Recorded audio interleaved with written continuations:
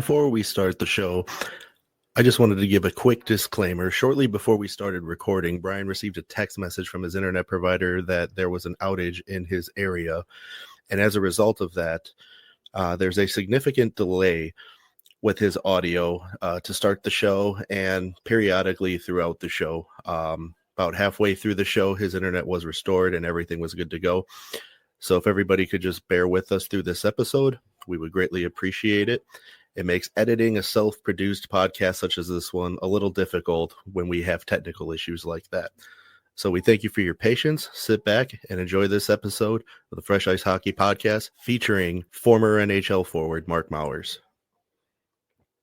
You're tuned into the Fresh Ice Hockey Podcast, brought to you by Zeno Pucks.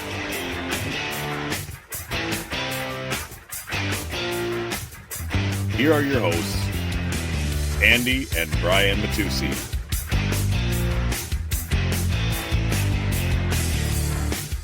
Welcome back to the Fresh Ice Hockey Podcast. I'm Andy. With me as always is my brother Brian. I'm just going to jump straight into it. A lot of you may notice Brian's setup looks a little bit different.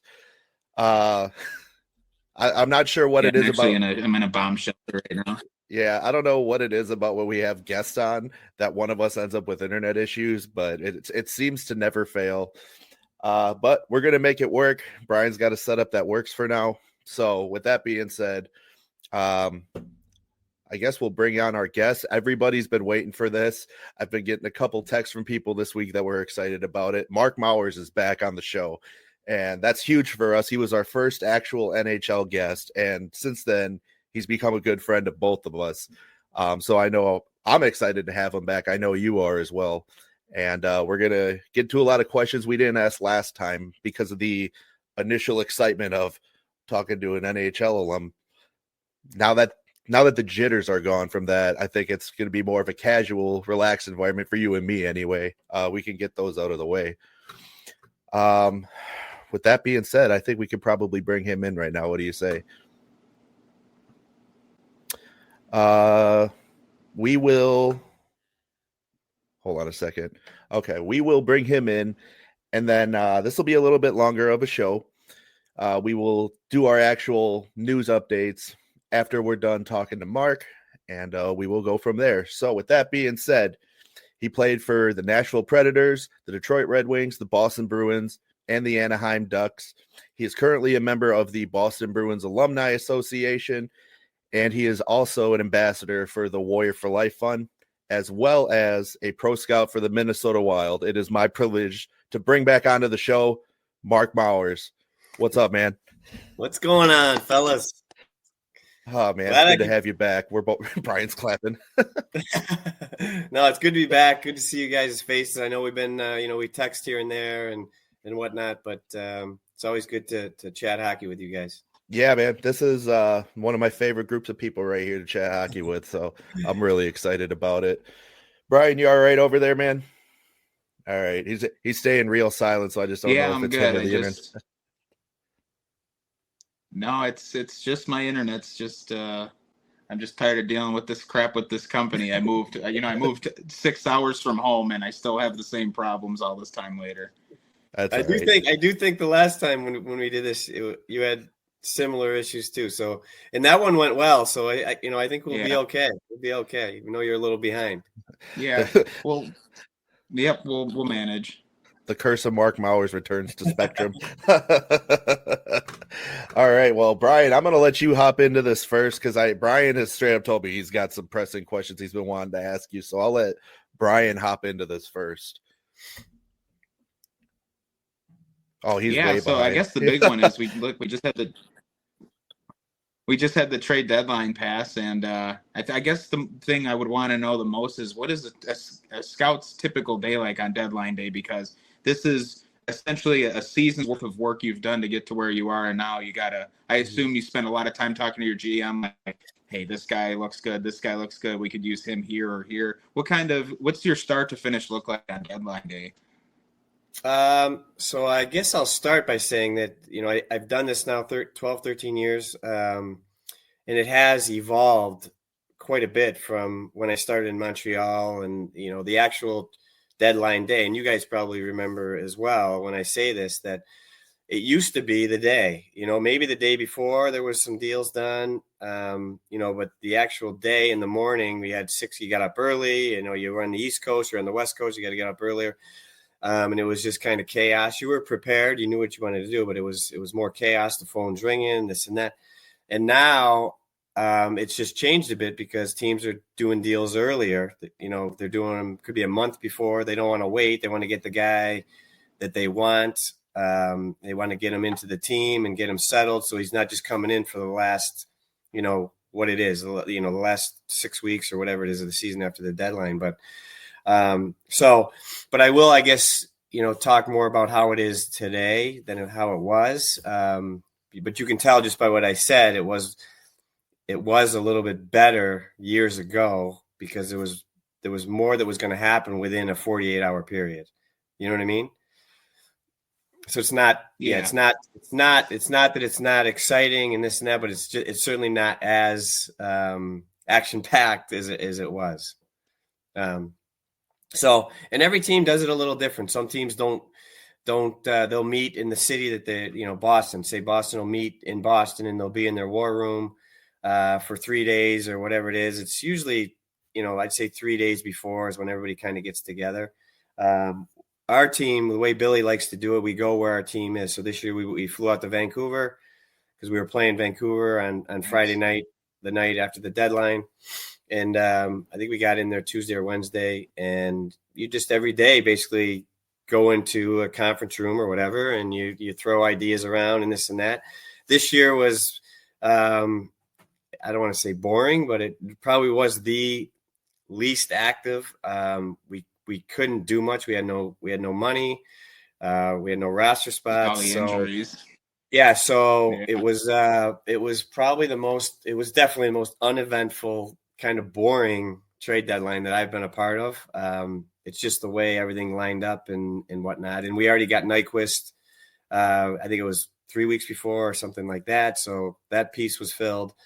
So it can be different for different teams. I mean, Seattle, look at them. They had to be, completely prepared and, making big deals, and other teams that were making big deals. It's so it just fluctuates year to year, but that's kind of how it rolls. You just, you wake up early, you grab your coffee, some breakfast, and then boom, right to the conference room or war room. And everybody opens their computers and you start thinking of ideas. If you're in a situation like that, like I said, this year, we really weren't in that type of situation. So it was kind of low key.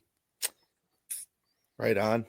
Brian, do you have anything to say before I jump in? Because I have a trade deadline question that I've been dying to ask him. No, you can go ahead. All right. This has absolutely nothing to do with the Minnesota Wild and everything to do with the Boston Bruins. And I know right where I'm going with this. I want to hear your thoughts on the Brad Marchand trade to Florida.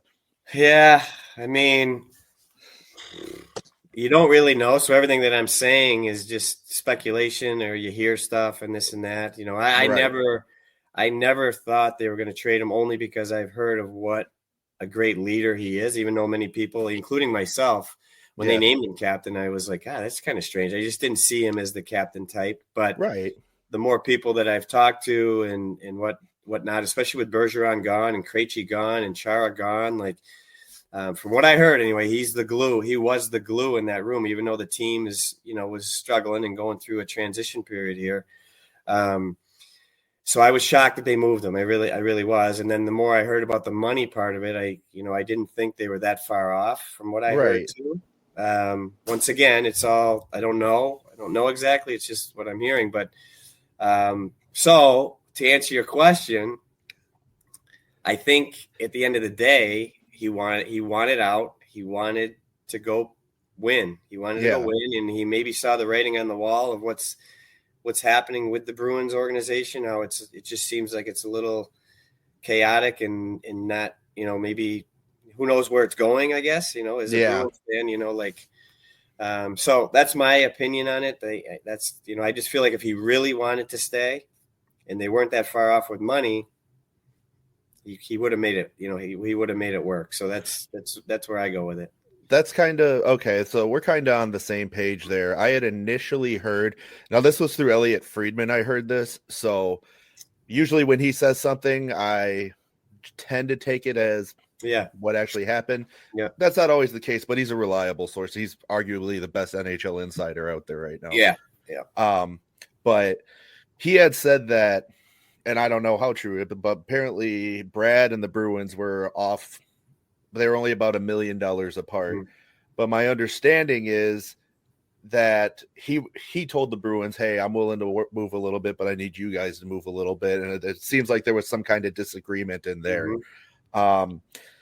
As a Bruins fan, it sucks, but as a guy who also likes the Panthers, it's great. So it was kind of a win-lose, but it's just frustrating from the Bruins' perspective of things, just because, like you said, you don't know what direction this team is going right now. And now he was the only member left on that team who was on the 2011 Cup team. Mm-hmm. And so everybody from that era of Bruins hockey is gone now. Yeah. So it's just really weird. And I remember McAvoy and Pasta were down bad. I saw their Instagram post when they announced the trade. Yeah. Even Marchand did during his first interview or press interview. He was choking up. Mm-hmm. I think deep down he ultimately wanted to be a Bruin forever. I think that's very obvious. But you kind of got to do what's best for you at that point, especially this late in your career. He's got a good opportunity to go win a cup with Florida, assuming Florida runs it back. But I was just curious because, I mean, while you are employed by the Minnesota Wild, you are a member of the Bruins alumni, and I'm sure. Have you ever met Marchand? I've got to assume you have. Okay. He actually, the Warrior for Life game that we played in December. Yeah. At Warrior at their practice facility. Yeah. He was there that day. I don't know if he came in for something, but he jumped behind the bench and he was coaching. He was nice. He was coaching us. So he had a great time. And that's the first time I actually got to talk to him a little bit. And nice. Once again, as an outsider, and I should know this more, I guess I should have known it, but like he's just a normal guy, like everybody wants to kill him, because of the way he plays on the ice. But and he definitely did some things over his career. I would hope he would want to take them back. Yeah. AKA the licking scene and all that stuff.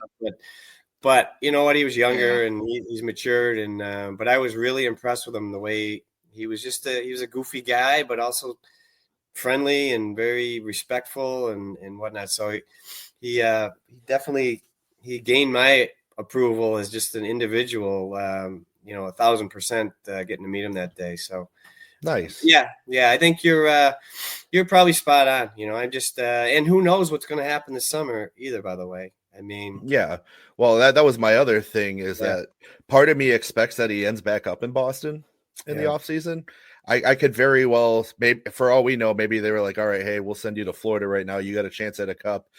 Go for it. And then we'll talk to you in the summer. Yeah. It doesn't. It's weird how that doesn't happen that often where you think it would. These rentals, the rental players, they go and you're like, oh, he's just going to re-sign back. But I mean, I try to think of the guys that actually did it and it doesn't happen that often. Right. It just doesn't. And even if they wanted to re-sign him, if I'm correct, I don't think the Panthers are going to have the room to re-sign him or extend him, sign him in free agency. So probably depends on what they. It's a good point. It is a good point, and it, like you said, it could be in the drawer right now that he's, they have a deal already worked out. Who knows? You just don't know. But. It's I was talking to my wife about this too. It doesn't seem real seeing him in a Panthers jersey. It's strange. Yeah, it's weird. Like especially when he sets up a game-winning goal. I know. Yeah. A Stamkos in a Preds jersey, that's still weird to me. It's been a weird year. Yeah. So Rantanen in a Dallas jersey. Yeah. Rantanen in Dallas. Dude, yeah, it's been this stuff doesn't happen a lot. Really? No, it doesn't. But I think we're in. It may start happening more. I mean, I was talking to somebody last night, and we were talking about the St. Louis with the offer sheets on the two young kids, and look at how it's worked out for them. I mean, and Edmonton's missing those kids. They're missing them. So it's like I could see this summer just because now it took one GM to have some guts and just say, you know what, it's not illegal. Like, why would we not try to get a restricted free agent? Yeah. So I could see more happening this summer, and I hope it does, because it'll add excitement to everything, and it'll show who's loyal to who, and could be a lot of good talking points if that happens. Absolutely.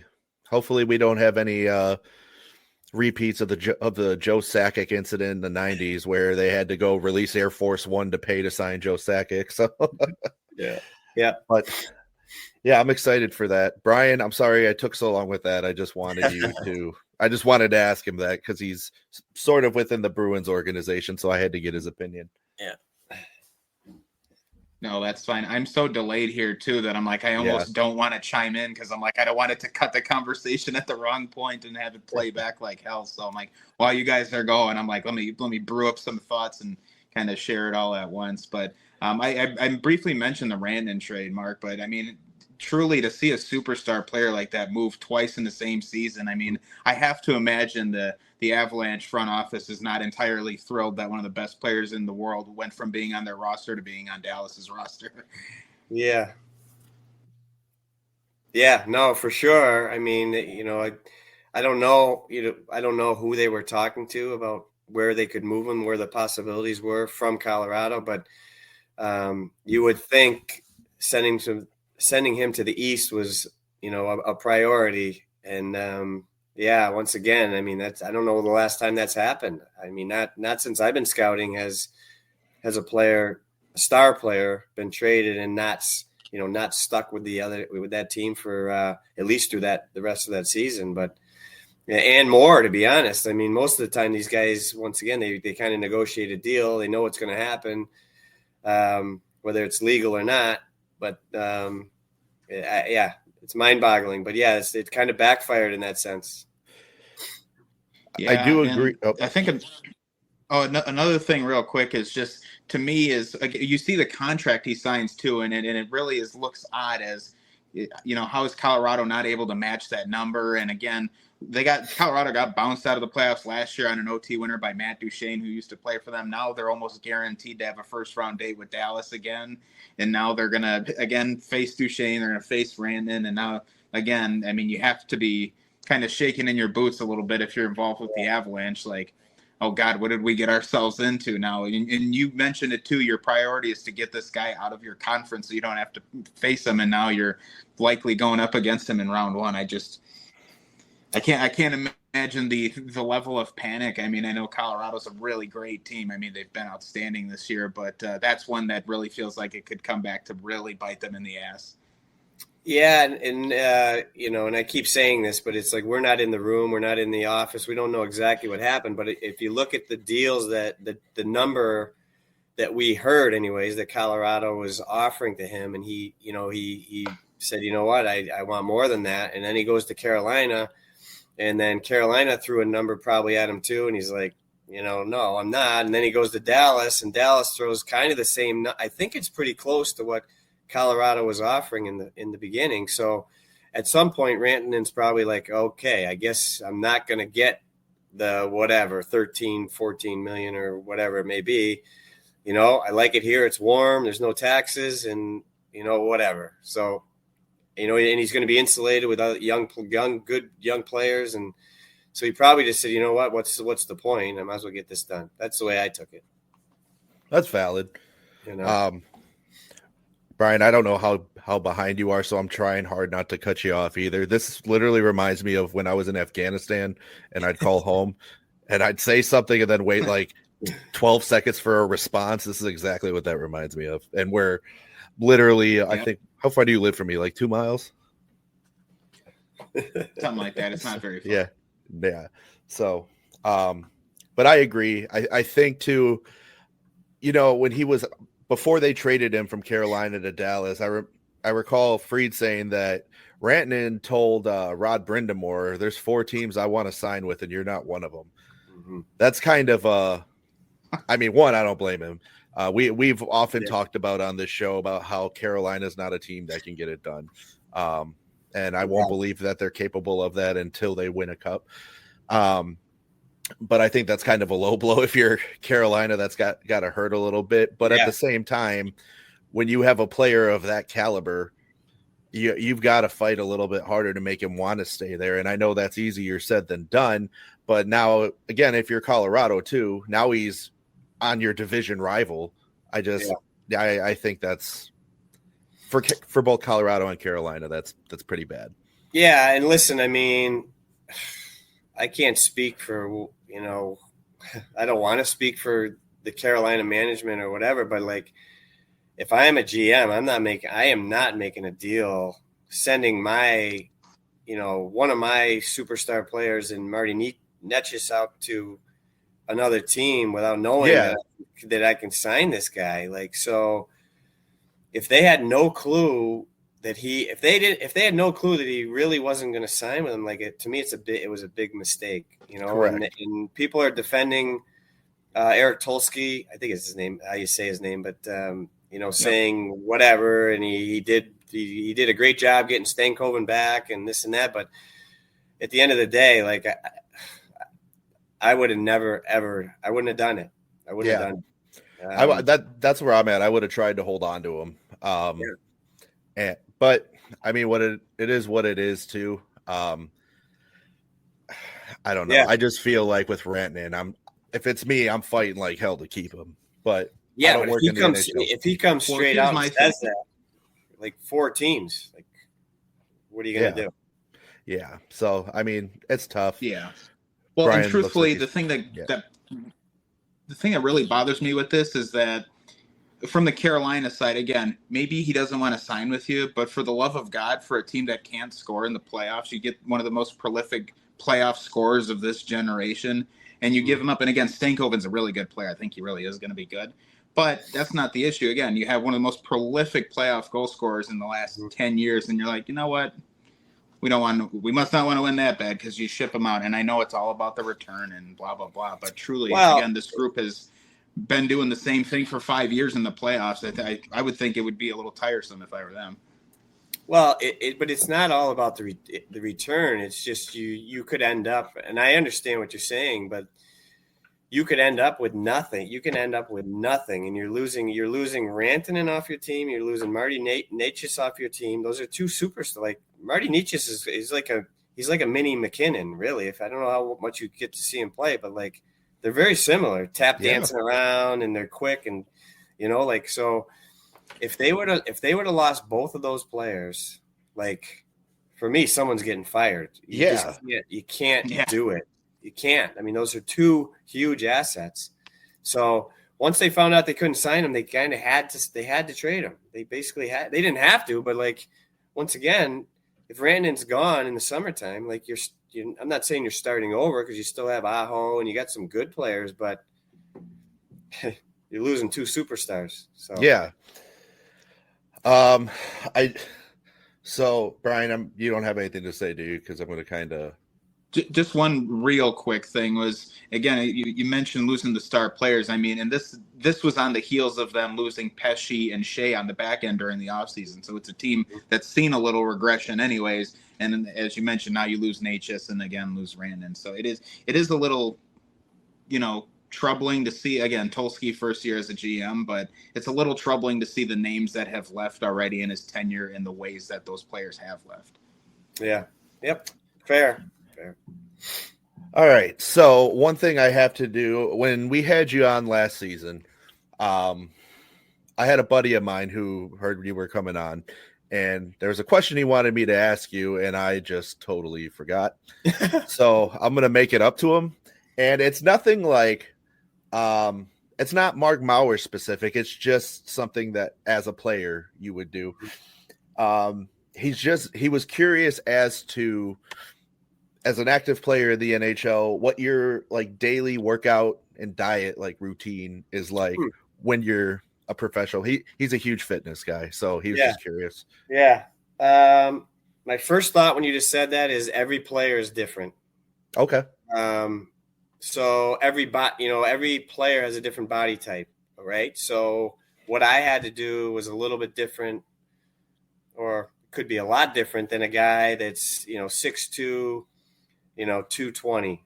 Okay, so I'll say like a big bone guy. Not that Yeah. I'm not saying he's overweight or whatever, but those guys tend to, they can't eat the pizza and the ice cream or whatever, and if they do, they're going to put on pounds during the season. Like for me, and I'll just speak on what I did, but I almost had to eat as many calories as I could during a season because I just couldn't keep weight on. Like I would start at 185, 188. By the end, I was 172. It was like, oh shit. Yeah, I looked sick at the end of the year. Like if I played in the playoffs, it was crazy. And I would try everything. I would try all this protein powder, but part of it is that, and this goes to your question about working out, is like in the summer you put so much time into on the bike and on the track and doing sprints and lifting weights 4 times a week, and you're doing heavy weights. You're doing a lot of, especially for me, my legs are like this. I got chicken legs, and I'm just trying to add a little girth to these things. And if I don't do squats like throughout the whole season, you slowly just, not atrophy, but it's like, that's just what happens. It's just skating part of it doesn't allow for me to keep, like I don't want to use girth too much. That's a weird word. Yeah. but anyway, that's fair. But anyways, yeah, that's kind of how it was for me. So like in the summertime, you go hard for 3 months. You're doing heavy weights. Then you hit the season, and that's where it becomes very, very difficult. Like guys try, and I tried like to work out after games or the next day, but you're tired. You're traveling. You're here or there. So there's your workouts, the weights that you're doing during workout, they just go from here, way down. Right. So I could not keep the mass, upper body, lower body, whatever it was.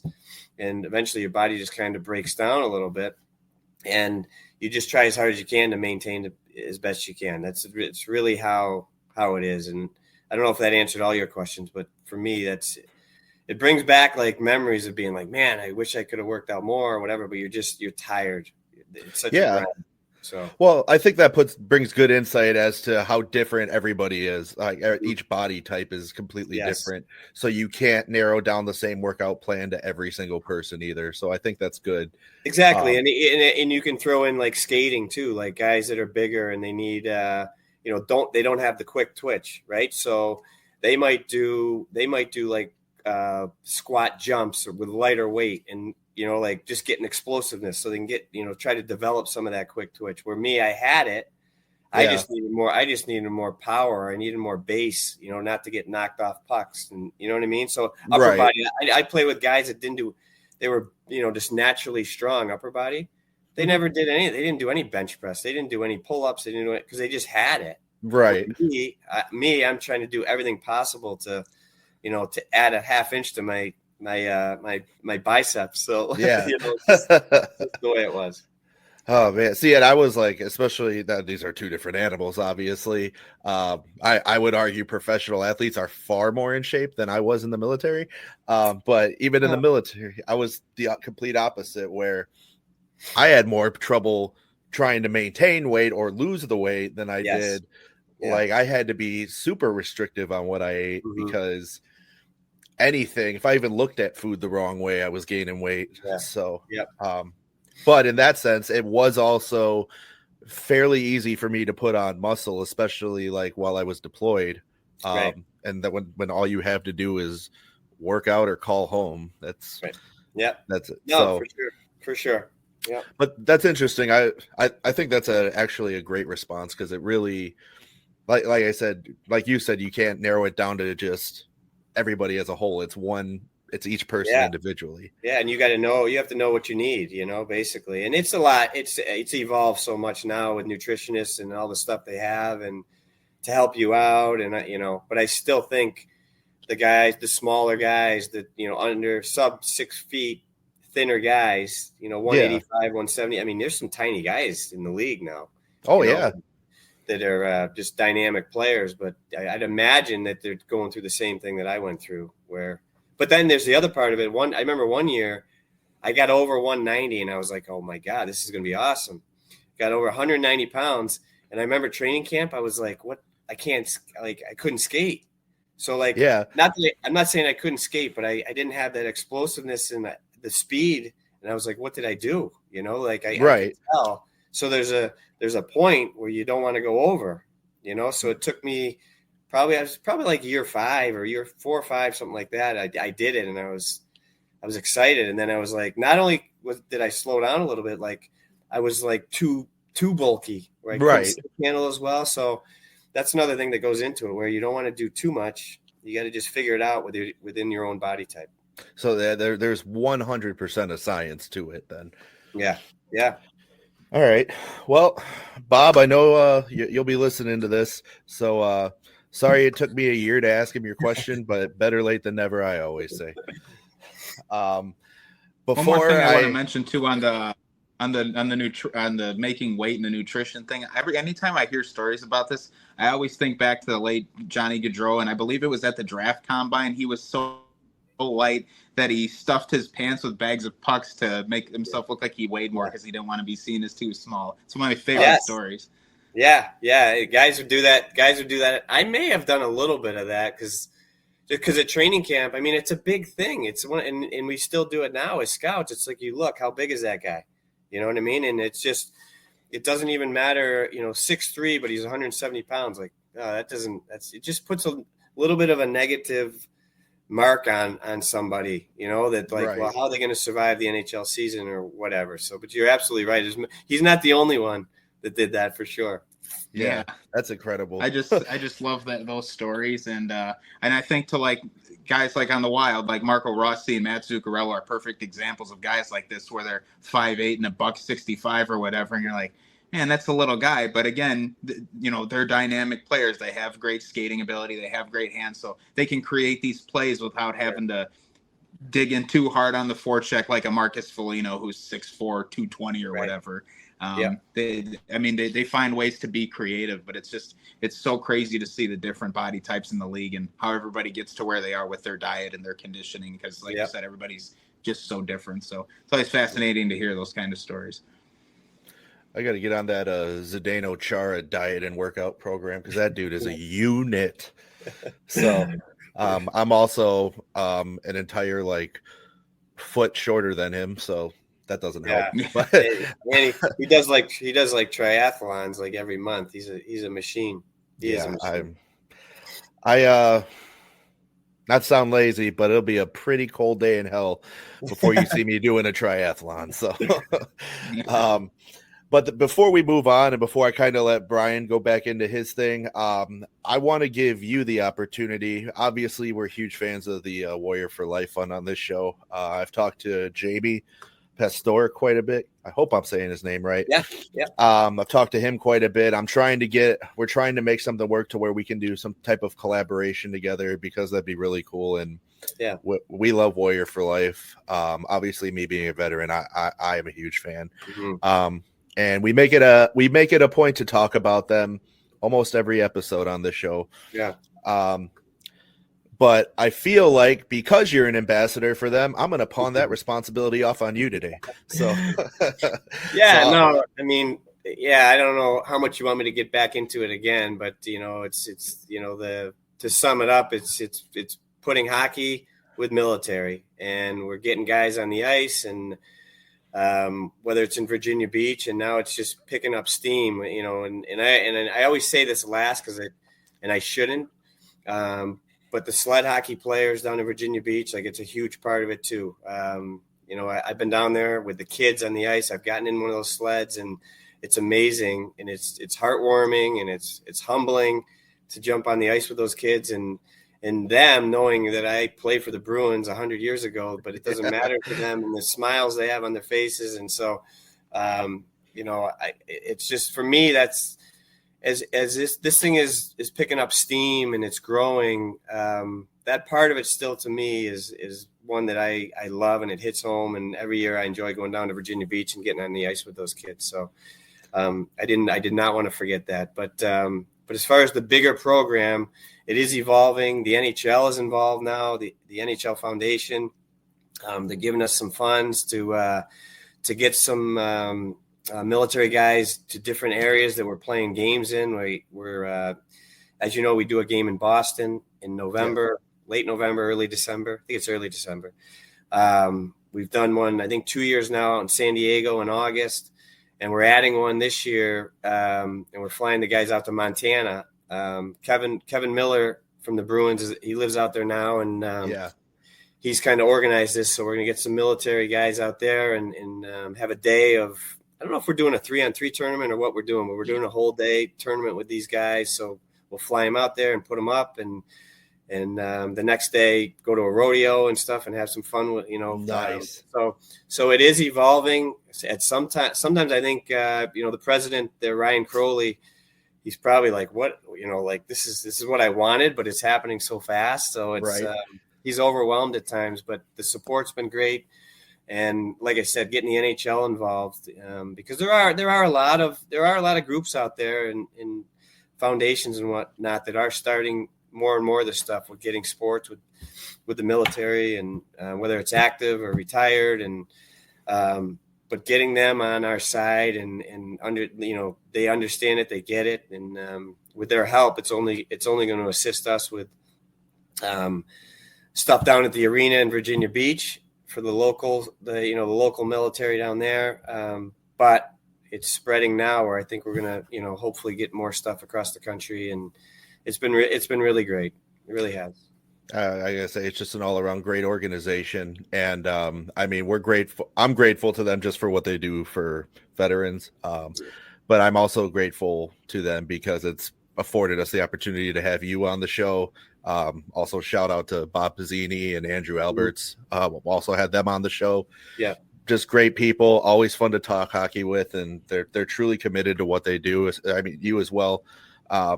I can't say enough good things about Warrior for Life, and it's nice to know that there's somebody out there having our backs when it feels like nobody does at a very vulnerable time in your post-military life. I think that's the best way to put it. Yeah.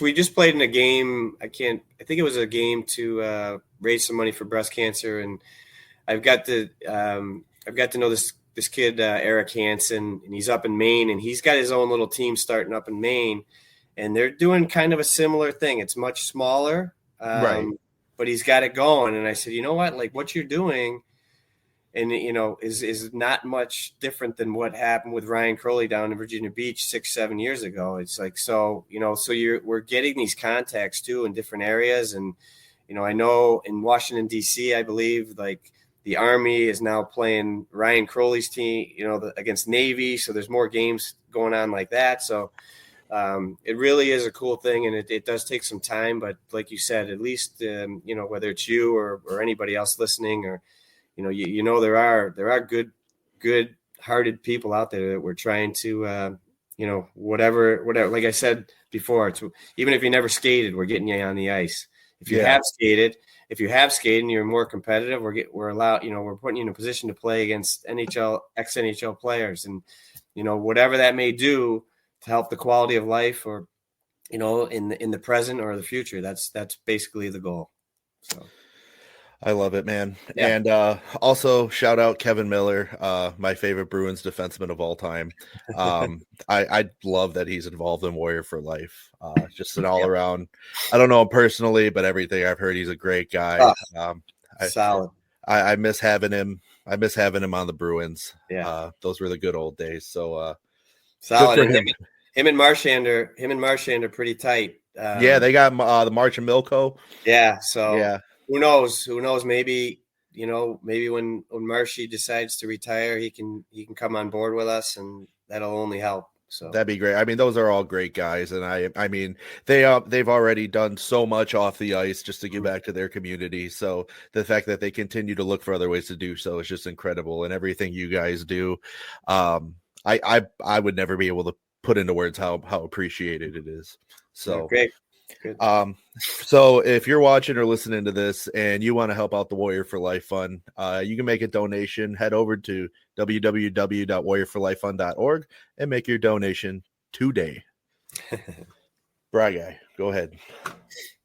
Well, I think the big thing that we really haven't talked about yet, and I mean, you played in the league against him plenty of times, I'm sure now. Oh boy. The Alex Ovechkin goal chase is on. We are 6 away from history. What are your thoughts on watching what was once a seemingly unbreakable record be on the, be very close to being broken.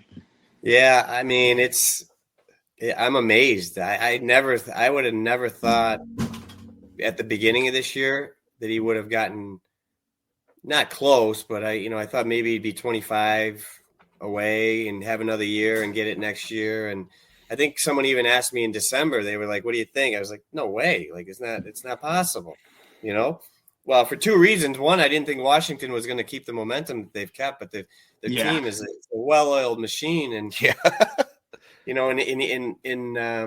Ovi's not the player that he once was. Like, he just doesn't get in on the forecheck and hit guys as much as he did, and he doesn't have the puck as much. And, but the other guys around him, he's insulated so well, and every single player on that team is better than they were last year. So it's kudos to Coach Carey there. He's done an unbelievable job with that group. But so now, everybody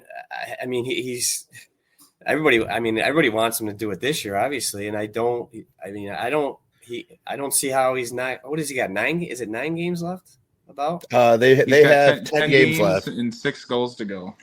I mean, God, it's like everybody's rooting for him, and I hope he gets it, and it's amazing, and because it's you still have to shoot the puck and you still have to get open, and he's doing both of those, and obviously he's adding another level of excitement to the NHL season. I mean, you got the playoffs everybody wants to get to, but the dog days of the season, and now people are I think he's in Boston tomorrow night, or is it tonight?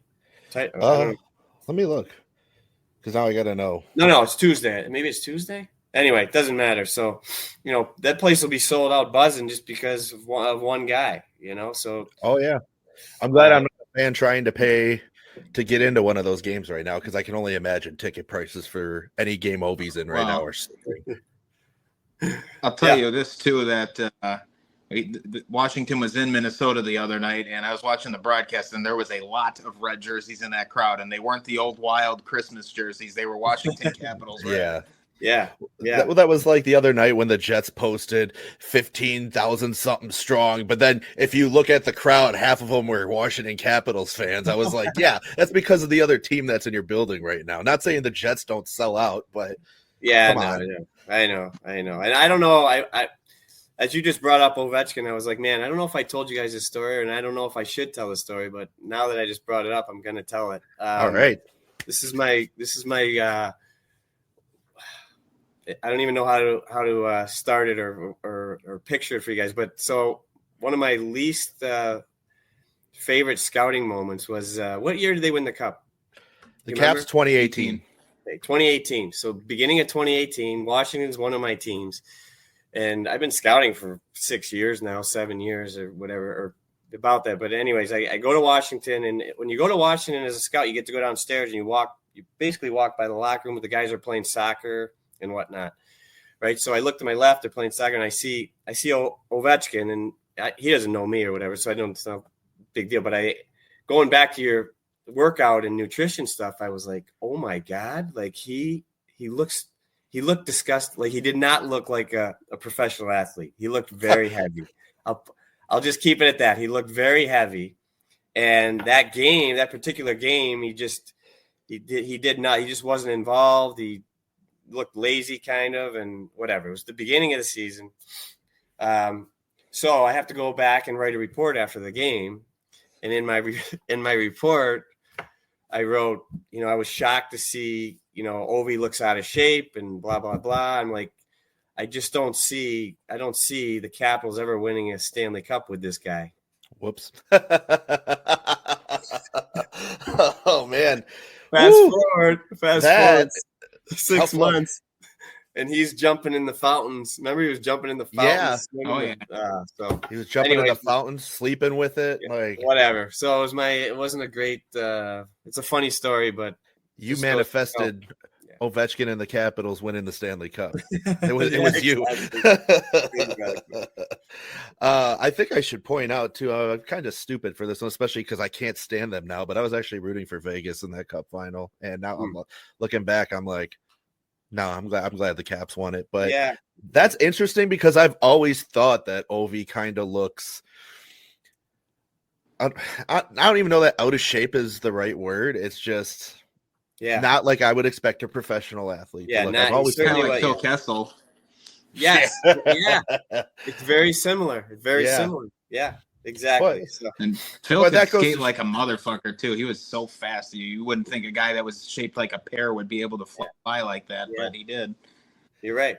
It does go to show that not everybody, you don't have to. And you know, I have another theory about that too, with the lifting and injuries and stuff, how everybody does all this core stuff to be so strong and tight in their core, whatever. Like the guys back in the day, like in the 70s, 80s, they didn't hardly ever work out at all, and they were never injured unless they they blocked a shot and broke a bone or whatever. Now we're so wound up tight, guys. You can't stay healthy. Your team isn't healthy for 2 weeks straight. A guy's out every week. So I do think there's something to be said where the fibers of everything with your muscle and whatever is, you know, it can only handle so much in the sport of hockey, but that's another conversation. But good for those guys. Didn't waste all the time in the gym, and they could still score 50 goals a season. Smoking cigarettes in the locker room between periods, whatnot. I don't know if that's a thing that still happens today, but I sure as hell know it used to back in the day. Yeah, it did, but no, it doesn't. Not anymore. To me, that I always thought, I was like, how do you smoke cigarettes and then have the cardio capability to go play a hockey game? I'm just like, I know. Mind-boggling. Sounds horrible to me. Yeah. Brian, did you want to continue? No, I was just mostly curious to hear his thoughts on Ovi's goal chase. But I do think it's funny that your scouting report was that essentially he's looking pretty tired and looking like it's probably never going to happen with Washington. But I also don't think you were alone in that mindset, because I think after all those exits against the Penguins and against the Rangers, and it just never felt like it was going to happen with that group, and all the President's trophies they won that ended up with them going nowhere. And the first season where it really felt like they weren't going to do it was that 2017-18 season, and they sure as shit did. So it's just weird how sports work. No, exactly. You're exactly right. There was more than just him looking like that. You're right. It was the trend of, like, they just can't get it done. But it also to me never felt like Braden Holtby was going to be able to string those great seasons together. It felt like there was going to be a dip eventually, and boy, did he ever have a hell of a playoff run for them too. I know. But Andy, to your point about everybody in Minnesota, like, did you see how at the end of the game his teammates were leaving the ice and he pulled them back on the ice for Marc-Andre Fleury? Like, that's a guy, like, it just shows how much he's matured, you know what I mean? And he really realizes what the big picture is all about. And, that was awesome. Absolutely. And I mean, I should point out, I've always loved Ovi anyway. I think he is a good leader. I mean, obviously, no question, he's a phenomenal player. Yeah. But he's a great leader, and it sounds like he's a good guy on and off the ice too. Mm-hmm. So, but that does speak volumes, and I thought that was pretty cool that he did that, especially given the history between Marc-Andre Fleury and Ovechkin. I just thought that was a really cool gesture. Yep. Yeah. So one thing I do have to ask your opinion on, and this was something Brian and I were going to talk later in the show, but I'm just going over show notes too, and some of these things I want your opinion on legitimately. One thing being, the NHL has discussed ditching the All Star Game, which I've been an advocate of forever. Yeah. I can't stand the All Star Game. What do you think about that as a former player? I don't know how players in general might feel about it, but to me, the general consensus is it's kind of a waste of time. And there's obvious, as the Four Nations face-off just showed, there's way better things we could be doing. Yeah, no, I'm with you 100%. And I think I wouldn't say it's a waste of, it's hard to say it's a waste of time, because there's people that get to go to those games, kids that get to go to those games, that, you know what I mean, that they're starstruck and this and that. But for me, it's more about the grind of the season. And, guys don't want to go because they're so tired, and they finally get 3 days off or whatever. Now, if you're throwing in the Four Nations Cup, that doesn't give you any rest, because as you've seen, a lot of the players that played in those games, especially played a lot in those games, their game in the NHL games dipped. A lot of them. They're just tired, which is understandable. So as far as my argument of why I wouldn't want it, it may not come to fruition as far as the guys actually getting 3 or 4 days off to just have a little break, refresh, and hit the stretch run. But I think if they're going to do it, I would go to a younger game type thing, like the newer kids in the league, and something like that, which maybe still isn't fair, because when you're a younger guy, you're adjusting to the grind of the season, and it's really hard. So I don't know what the perfect answer is. I just know that these veteran guys are not going to want to go. They're not. That makes sense to me, and I kind of agree with it. I will say I agree to the point where I think a break in the season is 100% a necessity. Mm-hmm. These guys are out there playing 110% every night and just wearing themselves thin. You need that break mid-season for everybody, not just physically, but like mentally as well. You just need a break. Or maybe do something in Florida. Maybe do something where your family gets to go down to Florida and, I don't know, have just a skills competition or something for the young kids. Now, I still think the older guys, they're not going to want to do it, right? But for the young guns or something, I don't know, something like that where it's just fun and low key, and they can still get away and hang out on the beach for a couple days, or I don't know. I'm sure other people have some ideas, but no, I'm always interested to just hear everybody's opinion on it, because I've just been an advocate of, like, I don't waste my time watching the All Star Game. It's just mostly because I just don't find it entertaining, because they're just out there lobbing the puck around. I mean, nobody's trying because it's the All Star Game. You don't want to risk getting hurt. Right. And I guess the Four Nations is a good example of that. Like, you look at guys like Kachuk, who's still out right now. He's on LTIR. He got hurt. Larkin's game has slowed down since the Four Nations face-off, and he was red hot for USA. McAvoy's hurt. So even our guy Faber, he just looked a little tired when he got back, and those guys played their asses off for that. They threw everything into that thing, and it's almost like Game 7 of the Stanley Cup. Like, they just I don't know. I don't know what it is. I don't know what the solution is for the Four Nations. I don't know. They've talked about doing that earlier in training camp, but then then the guys, same thing. You're going to hit the beginning of the season, the guys are going to be lackadaisical. So I don't know, but I agree 100%. See you later with the All Star Game. All right. I'm glad we're on the same page with that. But again, you brought up some good points with that. Brian, anything to add or ask? No, just real quick, since you mentioned Brock Faber, and Anthony LaPanta talks about this on Wild broadcasts all the time, but it is just incredible how quickly and effectively Brock Faber adapted to the NHL game. He came in with the team his first season after playing at Minnesota for college hockey. He played like 2 games to end the regular season, jumped into the playoffs, and played like half an hour a night every game, even though they lost in round 1. I mean, since that point, he's just getting better and better every day. And as a Wild fan, I start to see these extreme expectations people are going to have for like a Zev Bouillon, who's supposed to be coming in. And I just worry people are going to harp on the kid because he may not come in and be what Brock Faber is to a team. I mean, he's just such a unicorn in my eyes in that capacity. Yeah, and I think a big part of it too is the mentality, and I do think Zeev is similar to him in the sense of, like, when he goes there or gets the chance to put on the Wild jersey, he's not going to be. I hope he's not, because this is what Brock did not do, is be like in awe a little bit and be a little hesitant because, like, maybe I don't quite fit yet, or I'm not, just a little, not quite as confident as he could be or should be.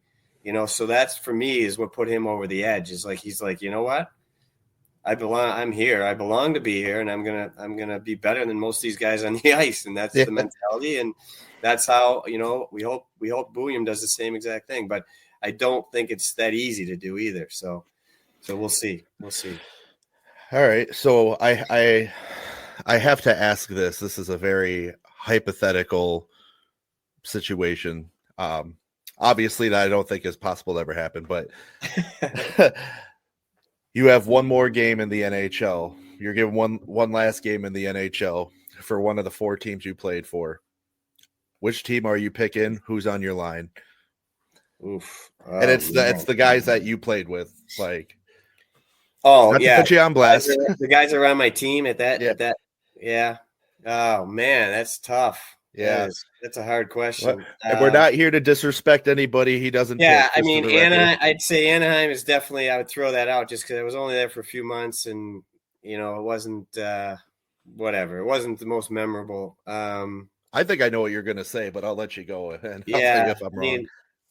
I mean, Boston, it's tough. Boston, I'm going to throw out just because it was 1 year. It was really 1 year. We had a good team, but it was young. They were young, and most of the guys were. And so that one's out. Nashville, I just have a spot in my heart for just because it was the first team, and it was. So I want to say Nashville, but at the end of the day, I mean, Detroit with all those players. Oh yeah. I can't. And to say who would be on my line, I guess I could name 10 guys, but I would probably go. Assuming I'm on the right wing, I would probably go. I would tell Datsuk. I'd say, Datsuk, you're going to play the left wing. Yeah. Stevie Y is going to go in the middle, and I'll play the right side. That's what And once again, if I really thought about it, I could go with so many other guys. I play with so many. I would say you have a team full of Hall of Famers to pick from. Yeah. So I mean, just so many. Just so many. First of all, I just want to say your selections were exactly what I thought you were going to say. So, with that being, but yeah, like Brian said, you played with you were literally in a locker room full of future Hall of Famers at that time, and now that's just. I mean, obviously, Datsuk just got in this past year. Mm-hmm. I can't even fathom that you got to share locker room with those guys. That's just incredible. And I mean, obviously they weren't Hall of Famers yet, but I mean, guys like Datsuk and Steve Yzer, man, it's just unreal. Lidstrom. Yeah. I was going to say, so if I had to pick the back end, I would go Lindstrom, Chelios. There you go. Oh, man. Chelios, what a guy, man. Man, I got to say too, I mean, obviously it didn't come to fruition because I think you guys lost to Calgary, if I remember correctly. I think you guys got knocked out. The 2 years I was there and we're in the playoffs, we lost to Edmonton and Calgary. But I mean, you had a legitimate chance at getting a Stanley Cup with those teams. I mean, those teams were stacked in 2002. They won the cup. So, and that's about, you came in right after that, I believe. Yeah, right after. Yeah. So, I mean, you had a legitimate chance at, holy shit, I might actually get a ring. I know. And I played like 3 playoff games the 1 year. The next year I was hurt, had a broken foot, but even still, I mean, that's same thing I was thinking, going back to the mentality of Brock Faber, like I wish I would have had that mentality because I was always, not that I was always in, starstruck. It wasn't like that, but it was still like, what the hell am I doing here? Sometimes. Like, Jesus, it feels surreal. Like you're like, I'm just a guy. Like what? Yeah. It's like imposter syndrome. Yeah. Yeah. So, but yeah, those 2 years we won the President's Trophy both years, and we certainly had a chance to go, but that's what happens. Do you believe in the President's Trophy curse? I don't know if it's a curse, but it's certainly something to it. I mean, I don't know what it is, but I will say that what you could say is that, and I truly believe this is there's a team to get. Your team has to be really good to get in the play. There's a regular season team, and then there's a playoff. And then there's a playoff team. 100%. And then there's a team that can do both. That can do both, and that's the goal. So I would say that's more probably what happened than anything else. Was with this curse type thing, is that these teams are regular season teams and they just don't have enough experience yet in the playoffs or whatever. But. So. Well, if you guys are listening and watching and you want to see what Mark Mowers was capable of, especially on Detroit, go to YouTube and type in Mark Mowers highlight reel goal. It's a game Detroit against Calgary. Absolute beauty of a goal. It's one of my favorite goals to watch on YouTube. Also, in regards to curses and jinxes and stuff, I think I kind of put that whole theory to rest last season when I was obviously rooting for the Panthers in the Stanley Cup final. And the day of game 4, my wife and I were at the Hall of Fame and I didn't care. I said, I don't care. I don't know if I'm ever going to be here again. I'm going to touch the cup, even though it wasn't the traveling cup. And I touched it. And then the Panthers went out and lost 8-2 that night. And I was like, oh shit, what did I do?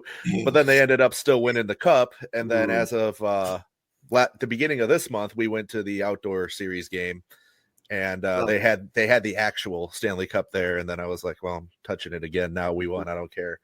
Yeah. I made sure to touch in the Blue Jackets jersey and not my Wild jersey, just in case. There you go. Oh, hey, man. I mean, even the Wild and the Blue Jackets have, I would say, exceeded expectations this year, even though the Wild have gone down significantly, but they're plagued by injuries and salary cap hell. Yeah. So, boy, I can't wait to see Kaprizov step back on the ice. Man, I am hurting. Yeah. Me neither. I can't wait to see you guys get out of that Ryan Suter and Zach Parise contract. Yeah. It'll be interesting. It'll be interesting to see what happens this summer for sure. Oh man, I'm excited. The fan of me wants to text Mao every day, like, all right, what's on the docket for today? Yeah. I tried to be the Minnesota Wild version of Elliot Friedman, trying to get his inside connections to hook him up. Yeah. No, the Wild have Michael Russo for that. Oh yeah. So I met Russo at Excel Energy Center last season. Great guy. Yo, you met him? Yeah, he was. Brian? We were there for it was the season opener, and we were just standing by the entrance. That the team was doing this whole walk-in thing, high-fiving everybody, whatever. And he was standing behind me, and they were interviewing Bill Guerin on the radio there. And so Russo was standing next to the table. I turned around, I'm like, "You're Michael Russo." And he goes, "Yeah, I am." And I was like, "I love your work." And we chatted for 30 seconds a minute, but real nice guy, a real forward. So it's cool. Cool. You know what? I had a similar experience like that, though. I did meet Andy Brickley on the club level of TD Garden when we were there in 20. I remember I texted you and I was like, "Dude, I met Andy Brickley," and you kind of shrugged it off because you thought I was bullshitting you. And then I sent you a picture. That's arguably my favorite hockey moment. At least for in person, was meeting Andy Brickley. What a great guy. That's cool. Yeah. My wife got to high five Marc-Andre Fleury, so her NHL moment was much cooler than mine. She's good to go now. Yeah. Well, yeah, you were touched by greatness at that point. She loves some flour. I think we all do, though. Well, we're hitting that hour mark, and I know you have obligations to attend to. Yeah, but if you got any more quick shot questions, go for it. Brian, I just want to make sure Brian's not missing out because I kind of hogged the show last time, and I feel like I've kind of done it again, but I just, I'm trying not to steal from him. No, most of the questions I want to ask Mark are about the Wild, and they're things that he probably can't answer because they're too prying. So I'm like, I just need to leave those alone. But the big thing for me was just knowing how things kind of went down on deadline day. And I know, obviously, again, as you mentioned this year for the Wild, with the injuries and not having any cap room, it kind of left them strapped. But I always like to know the inner workings of the league. I'm kind of a nerd for all that logistical stuff. Mm-hmm. So that was the big thing for me. But just getting to talk to you again and having you back on was an absolute joy. I love when we get to talk to people inside of the business who understand this game and really know it well, because as much as we like to come on here and talk about it, we're just a couple of guys. So having somebody with real experience playing, scouting, I feel very fortunate that we get to have you on here and have you as a friend. No, I appreciate that. And I'll add one more thing to that whole scouting thing. And I don't know if you saw the quote from Bill Zito, but if you haven't, you should look it up. But someone just asked him they asked him the same question, like, how was deadline day? And he got this done with Marchand, whatever. And he said something like, you know what? We'll be in that room and we got however many guys, and we sometimes almost have fist fights. But at the end of the day, it's a bunch of guys that just really care about the Florida Panthers. And so that can happen too, where there's major arguments and you hate one guy because you want to trade for this guy and you don't want to give up this or that or whatever. But at the end of the day, it's really the GM just sitting back, listening and getting information from everybody in that room. And then he makes the best decision he can with the information that's in front of him. And that's how it should work. You always want to get along and everybody agree and have the same whatever, but really it's not going to happen. And it's up for the big guy. He's the one that has to make the decision. And the more info you give him, the better. So I do have one last question that I want to ask you.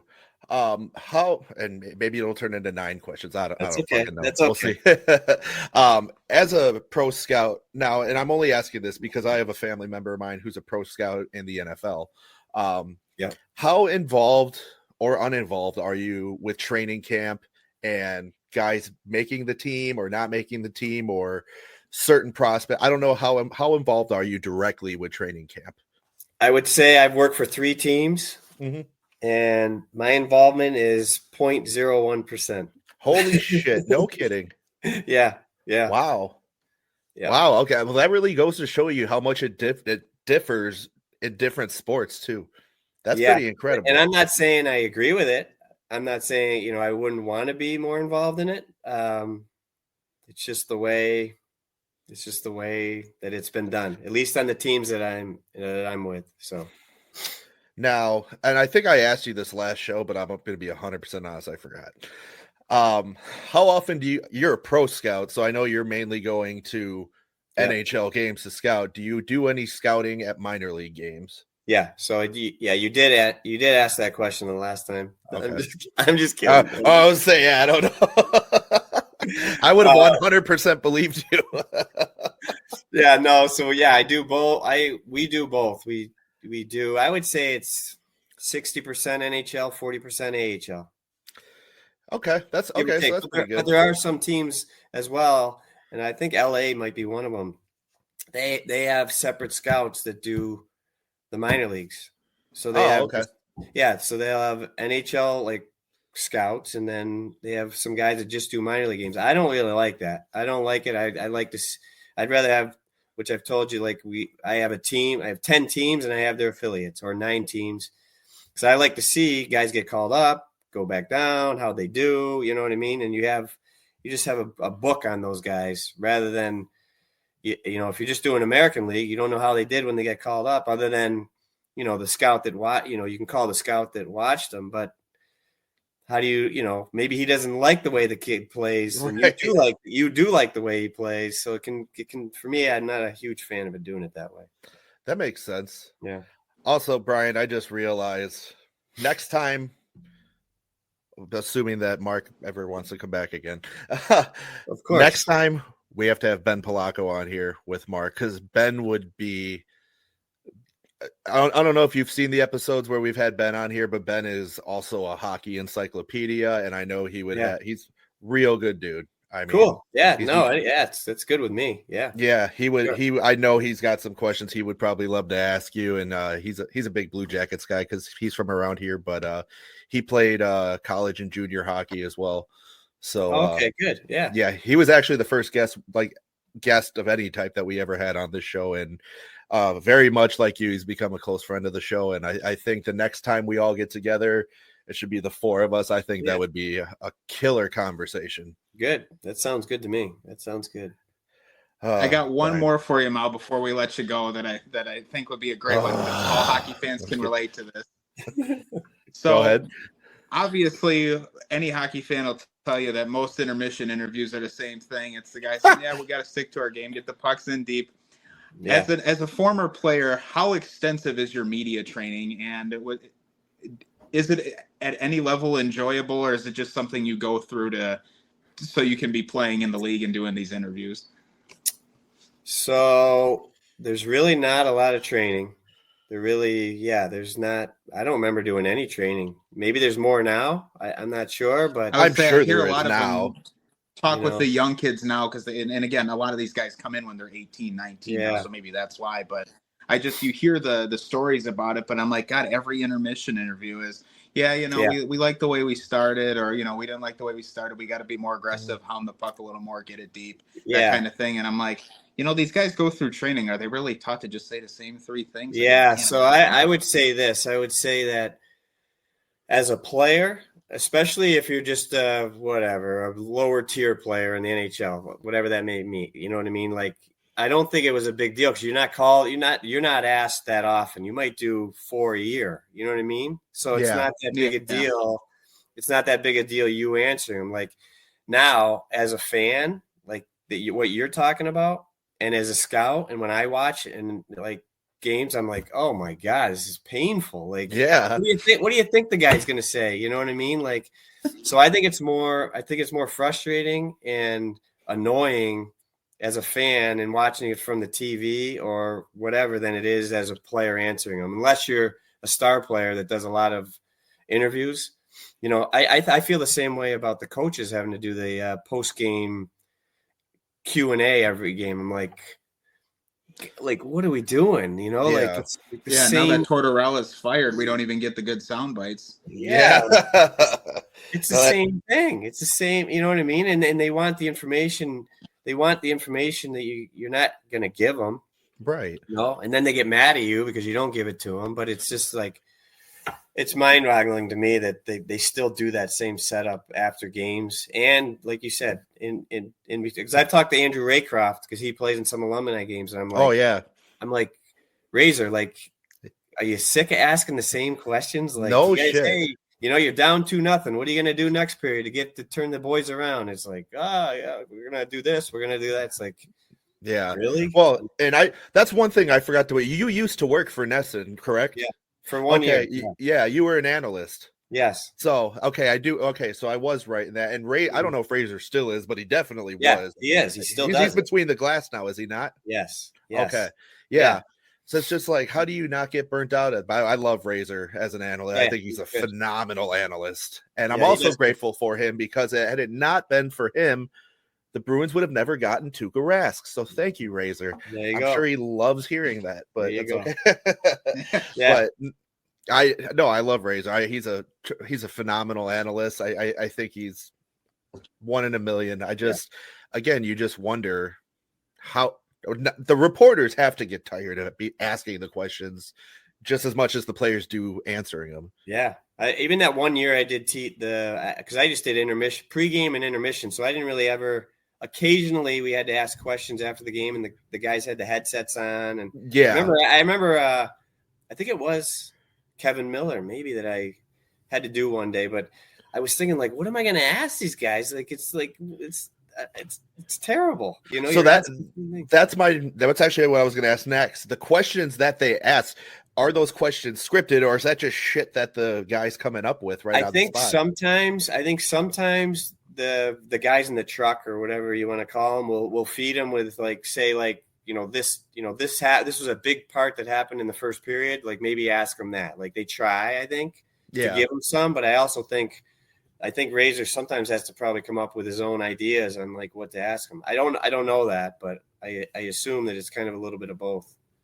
Well, next time you talk to Razor, tell him I love his analyst stuff. It's great. Not that he's gonna care about a guy like me, but yeah, you will. Yeah, you will. I'm sure he will. I'm sure he's a great guy. Yeah, but I think that puts me out of questions. Brian, how are you doing? I'm good. I think we touched on everything I wanted to get to today, and I had a blast doing it. I just wish eventually we will get this lined up where I'm not having any hardware issues when we have Mao on the show. But hey, third time's the charm. I'm sticking with you. With you, bro. Yeah. Hey, I just got to say, we're just two nobodies that decided to do a podcast because we love talking hockey. And I mean, to you and the Warrior for Life Fund, I can't express how much gratitude I have for you for just being willing to come on our show and talk hockey with us. And I mean, we've become friends since, and I'm also very grateful for your friendship. But for two guys who I would argue don't deserve this, we're very grateful to you and the Warrior for Life Fund. And obviously you're welcome on this show anytime. I think you know that. We will do it again. We will do it again. And kudos to you guys for doing it. I mean, like, if nothing else, I thought about it the other day. I was like, you know what? Most people would have been like, that's crazy. Why would we, but it keeps you guys, in touch too. Like, it's a great, you don't live that far from each other, but even still, it doesn't mean you have enough time to sit down and really talk about hockey, and you know what I mean? And it's a passion of yours. So, kudos to you guys for starting and keeping it going, because I think it's good for everybody. It really is. Yeah. Also, I just want to point out the episode we had you on last time still remains, maybe until now, our most downloaded episode. So that was probably just because of the Babcock conversation. Hey, that was a hot topic. Let me tell you about the feedback I got on that, man. That's why I was like, I could make a whole episode out of this, but we're not going to go down that road right now. Well, if this one doesn't reach that level, we're gonna have to go back into it because don't threaten me with a good time, man. I'll call you back tomorrow. Yeah. Yeah. The next episode will be titled Mark Mowers Hates Mike Babcock. Yeah. Maybe we won't title it that. Oh man. We won't do clickbaity headlines. Yeah. Crazy. Well, no, I don't think we need to. That's the other thing that keeps us going is, we do get a decent amount of, we get a couple thousand downloads per episode. Awesome. So yeah, it's done far better than I ever expected it to. And I know Brian and I are just grateful for that, but it's certainly not possible without you, without Albie, without Bob, without the Warrior for Life Fund. That's why we love you guys so much. Aside from what you guys do, you guys have really helped us out too. And we were just two brothers that started a random hockey podcast. So we will always appreciate you. And we always look forward to talking to you, man. Awesome. It's been a great fit. All right. Well, we're going to let Mark get on out of here. And Brian and I are going to take our first break. So Mark, we'll see you next time. Everybody stick with us. This is the Fresh Ice Hockey Podcast. It's hockey season, and you're looking to work on your stick handling or maybe even your shot, but ice time just isn't an option for you right now. Luckily, our buddies over at Xenopucks have got you covered. They've developed an elite off-ice practice puck that, in addition to looking like the real thing, is the same size and weight as a regulation hockey puck to give you that authentic feel on the end of your stick. It works better than other off-ice practice pucks on almost any surface, whether you use it on hardwood, carpet, concrete, or even asphalt. Xenopucks glide like a real puck on ice. So if you're looking to improve your game without setting foot on the ice, head over to www.xenopucks.com and get yourself a puck. Check out their merch selection and be sure to follow them on Instagram at Xenopucks. All right, and we're back. Thank you as always to our good friend Stephen Carter of Xenopucks. Literally the best off-ice practice puck money can buy. Also, a special thanks again to Mark Mowers for joining the show. Any opportunity we get to sit down and talk with Mow is always appreciated. It's always a good time. He's super knowledgeable. Obviously, he's a former player. We just love talking to him. So big shout out to Mark. With that being said, we still have a few things to go over. Nothing too big this week, but just some things we want to touch on. I hogged most of the spotlight this episode, so I'm going to let Brian kind of carry us from here. Well, and part of it had to do with my internet, but literally, and you can't make this up. As soon as we cut the broadcast with Mao, I went and checked on my router, and now my internet's back online. So now the connection's a little crisper, the video's coming in a little clearer on my end, and so all the troubles I had to start the show, I no longer have. The timing couldn't be worse, but the show must go on. First thing I want to say coming out of the break, the congratulations to the Wisconsin Badgers women's team for winning the NCAA championship. So that program obviously is a really well-renowned group. The men's and women's program in Wisconsin is great, but the Lady Badgers with an unbelievable game. The penalty shot goal to tie it late, and then the winner in OT. Just a fantastic season from the Badgers. So congratulations to the ladies. The men's tournament is currently underway right now. The championship for that will be April 12th. So we'll see an exciting conclusion to that tournament, as a few of the games in that have already been really crazy. So we'll see how things go from here.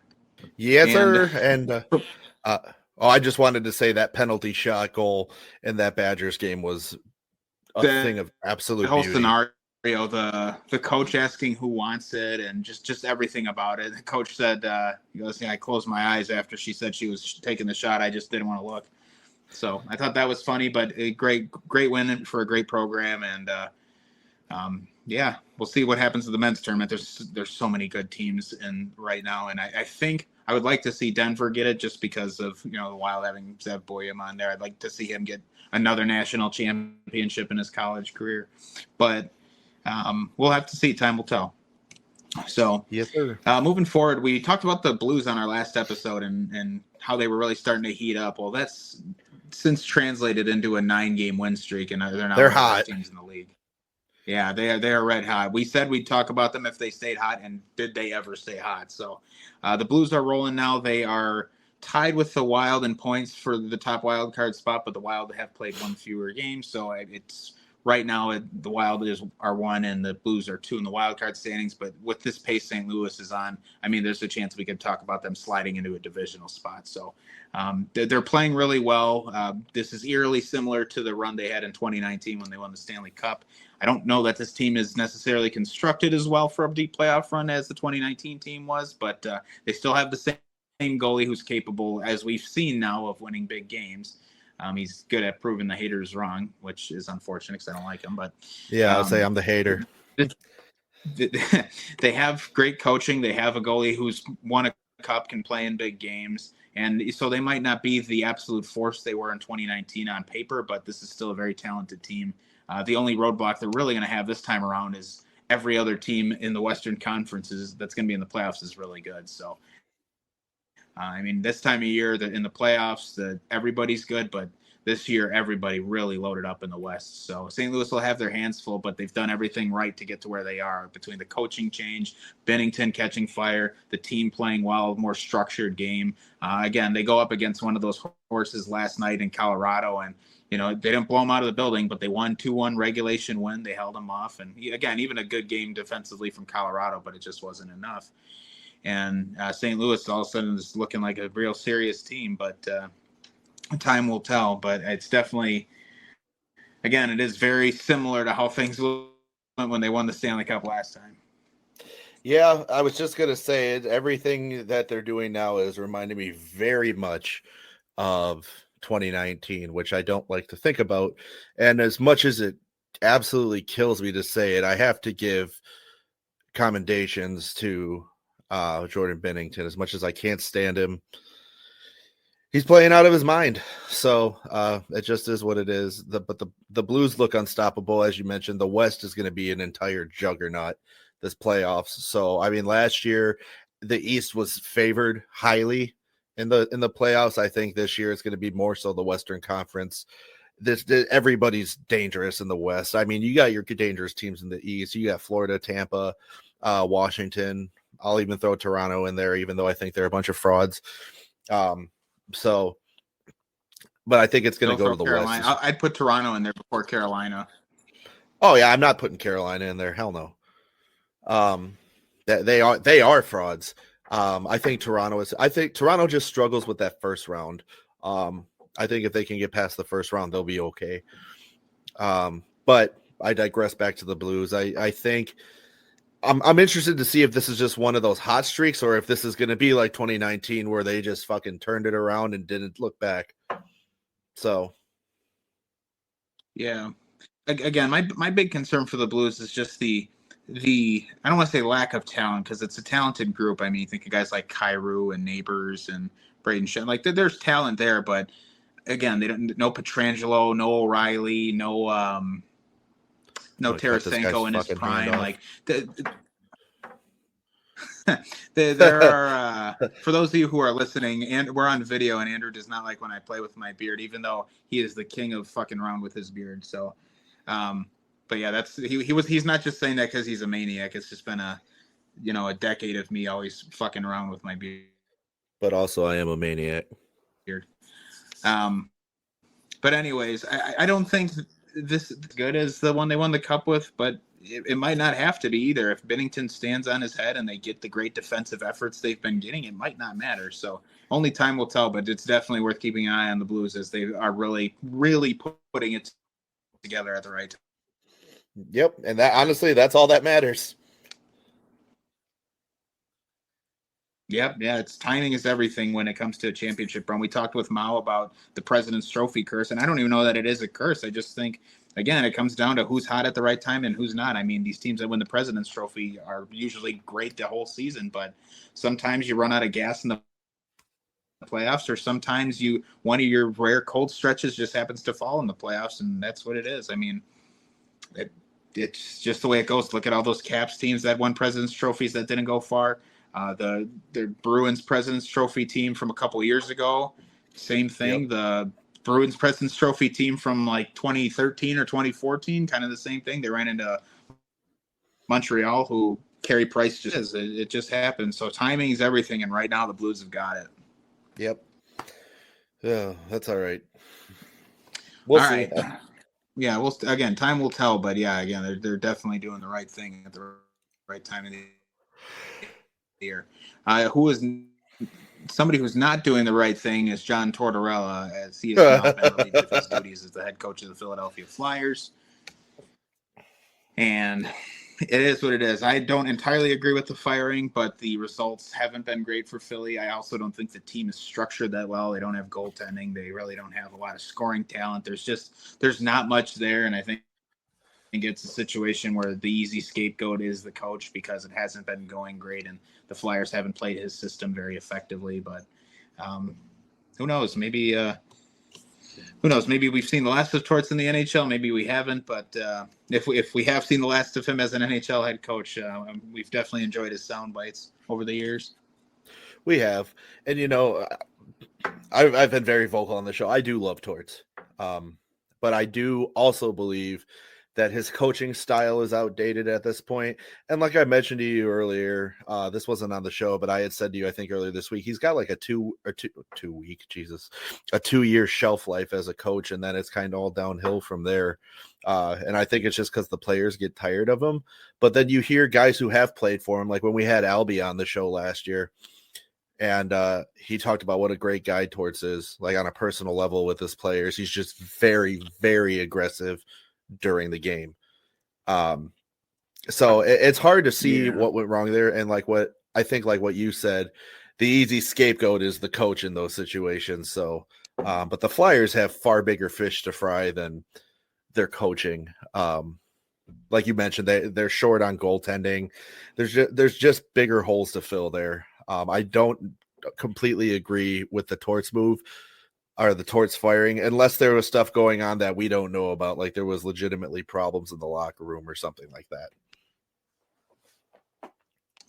Well, and there could be, but I just think for Philly, again, a lot of things have just not gone their way for the last couple of years. All the stuff with Carter Hart and his ongoing case he's dealing with, and they've really not been able to find a solid solution in goal. The lack of high-end goal-scoring talent has really killed them.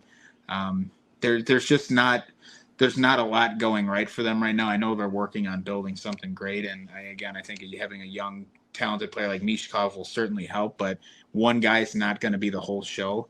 I mean, even McDavid's first few years in Edmonton, there was a little bit of some growing pains. I mean, they were certainly immediately better with him, but there is a path that needs to be followed to get to success. But for the Flyers, I just think the overall lack of talent on the roster has just killed them. And for Torts, a guy who needs a full buy-in from every single player on the ice, I just don't think it was there for them. And the results clearly showed that. But I also don't think firing him is going to solve anything for them. You may see a little bit of a boost towards the end of the season here, because a lot of times teams perform better for the couple weeks following a coach's firing, because the players are like, well, sometimes it seems that the players are like, all right, this is on us. We needed to be better, and we got him fired, so now we need to play better. But for Philly, there's too much, or there's too little, again, high-end talent there for me to have any belief in them that they'll be back in this next year, which is a shame, because going into this year, it looked like they were maybe starting to figure things out, and then with Mishkov coming in, maybe that would kind of provide the spark they need. And it did a little at first, but it really fell off, and they never gained any traction as far as their position in the standings. Yeah, I agree. So, I mean, I'm interested to see. I forgot who the interim head coach is for Philly right now. It's not important. I'm interested either. Yeah, it's their assistant coach, or was their assistant coach, I guess. But I mean, I'm interested to see where they go in the offseason, who they bring in to fill that role. There's not a lot of big names out there as far as coaches go right now. John Tortorella.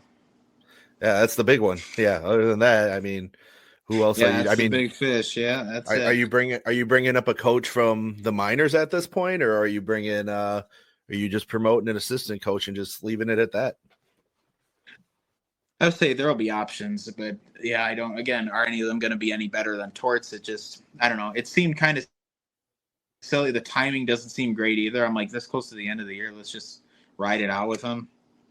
But I guess they figure with it being a guarantee that they're not going to make the playoffs, they figure bring in the next guy and start, I guess, trying to change. I don't even know if changing the culture is the right word, because I don't think it's even a culture issue there. It's, again, I think it's just a lack of talent issue. I don't think they're addressing the right thing with this firing. So we'll see. We'll see how Philly does in the summer. We'll see what they do at the draft. I mean, you know, a good offseason could quickly turn things around for them, but not having a real solution in net and having one guy that's an elite goal scorer is not going to help. I would just like to point out to everybody too, I wish that we were at a point with this show when I'm producing it where we put the actual names of the segments in the show with the timestamps, because Brian appropriately named this segment TaTa Torts. So I just thought that was a great name for the segment. Well, Quick goodbye. There is one thing that you have on here that I really have been anxious to talk about.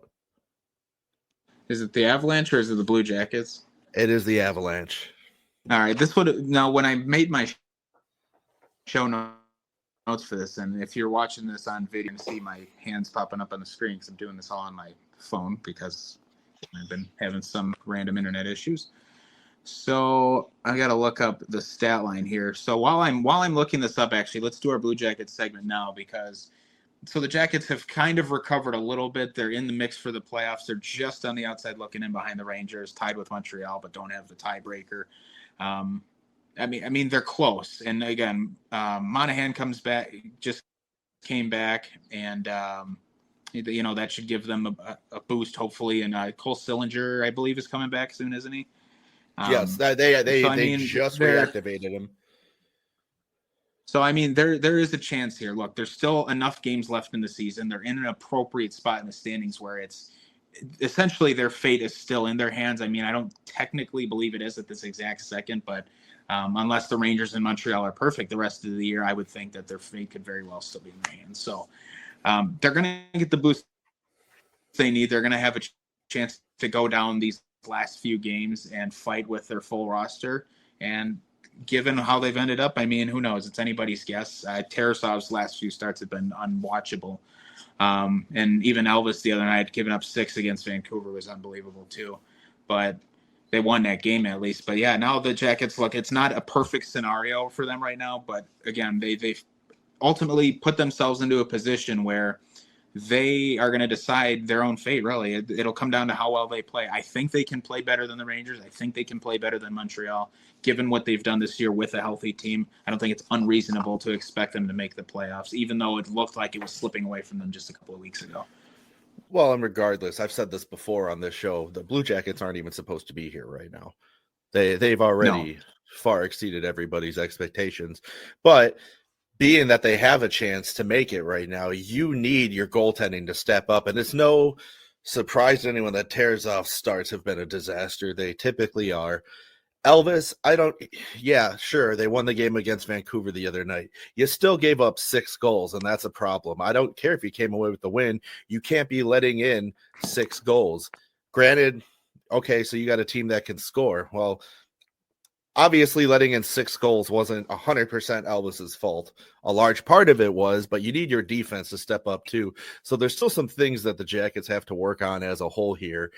But overall, as far as the season goes, there's no reason for anyone to be mad if they miss it. But at the same time, you're so close right now. If you can get your goaltending to step up, you might be all right. All right.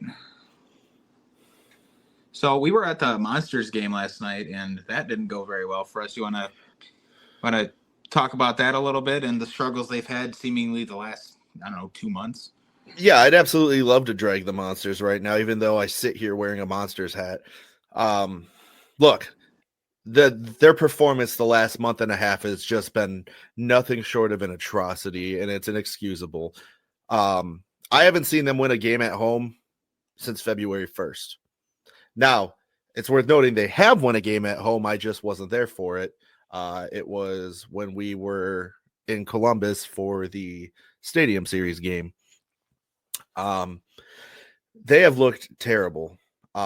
Something's missing, especially compared to last season. Their biggest issue right now, and there's no debating it. This team is extremely undisciplined and cannot stay out of the box. When you have the same exact guy, multiple players going to the box multiple times in a game, that is a problem. Joseph Labate last night goes to the box twice for 2 different penalties. Trey Fix-Wolanski is their star player. He's routinely in the box 2 or 3 times a game at home. And the biggest problem is you're getting these huge sellout crowds in a 19,000 person arena, and you're going out and losing every time in front of these sellout crowds. That's how you stop getting sellout crowds. It's become such a problem. There's so many things they need to fill in. Zach Sawchenko is not it as a backup goaltender. I'm sorry. He's just not. He gets filled in every time. Jet, for the most part, is a great goalie, and I think he has a future in the NHL. He just needs some more development. He's very young. By the way, today is Jet Greaves' birthday, so happy birthday to Jet. I believe he is 24. With that being said, this is a very undisciplined team, and it shows on the ice. There's a lot of passing the puck around, not really setting up any plays. They're just kind of passing it around, hoping a lane opens up for them to fire it in there. But it's just their power play is weak. They never do anything on the power play.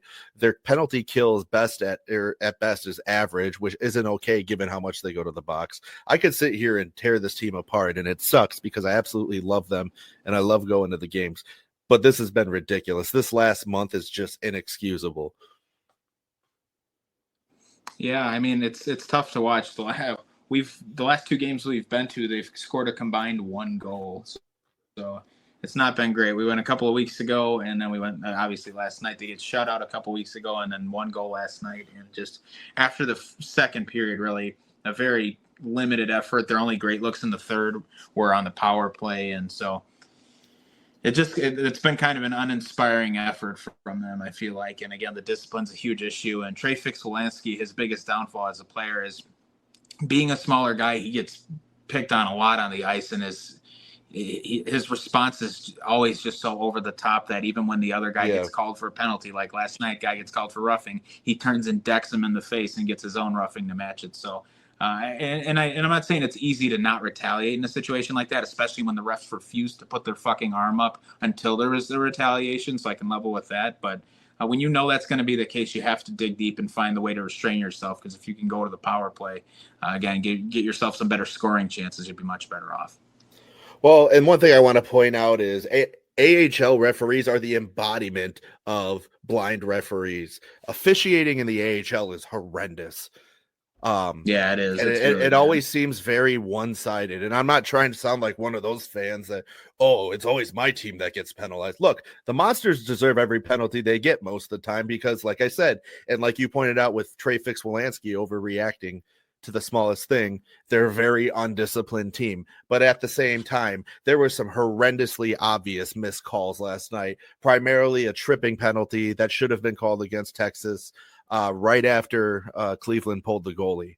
It's just things like that where the whole arena can see it, but it's not getting called. And that's what's frustrating. And I'm not saying that the Monsters should be relying on missed calls to go their way in order to win games. No, that's not true. You need to buckle down on the ice. You need your defense to step up.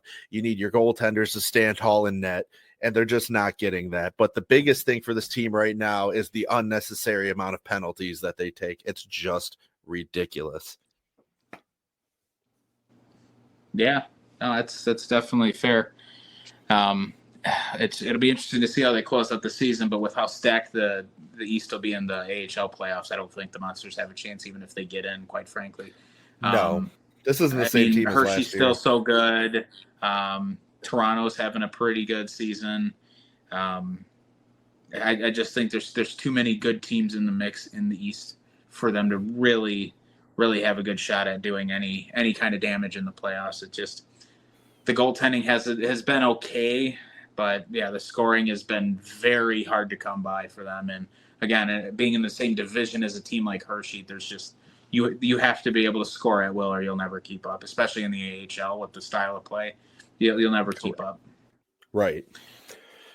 That's enough on that, though. I could sit here and drag that on all day. So, all right. Well, you got that out of our systems. I want to close the show by kind of posing a question here, and I really want everybody listening to this to really kind of have a real critical thinking approach to this, because on the surface, it may seem silly or stupid or whatever you might call it, but just looking at stat lines and the way the game is now and the style that it's played, and how much tighter the checking is and stuff than it really used to be, or not how much tighter the checking is, how much faster the game's pace is. I want to pose a question. If the Avalanche win the Stanley Cup this year, next year, whenever, and Cale Makar continues to produce at the level he's producing at, when are we going to start having a conversation that this guy might be one of the best defensemen, if not the best defenseman of all time? Now, on the surface, that seems extremely outlandish. You look at the three big ones people think of right away: Bork, Orr, and Lidstrom. All outstanding players, easily the best three defenders of all time as things sit at this exact moment. Lidstrom won how many Stanley Cups with Detroit? I think he was there for all four of them.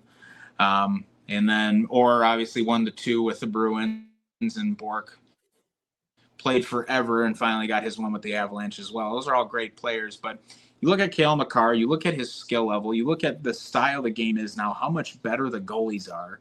And you look at the fact that he's over a point a game still as a defenseman in a league that's the scoring is mostly dominated by the forwards, but for him to essentially he's so fast, he gets down the ice that he can jump into almost any rush he wants to and still have the legs to get back and defend. I mean, his overall skill set, his speed, his shot, his playmaking ability rivals that of the best defenders of all time, like Orr, like Lidstrom, like Bork, all these guys that are absolute legends in their own right.